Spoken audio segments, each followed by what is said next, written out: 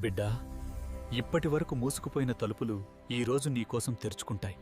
నమ్ము, నేను నీకు కొత్త మార్గం చూపిస్తున్నాను. నా బిడ్డ, నీ జీవితంలో చాలా కాలంగా ఆగిపోయినది ఈరోజు మళ్లీ కదలడం ప్రారంభిస్తుంది. ధైర్యంగా ఉండు. నీ తదుపరి అడుగు కోసం నేను నీకు బలాన్ని ఇస్తున్నాను.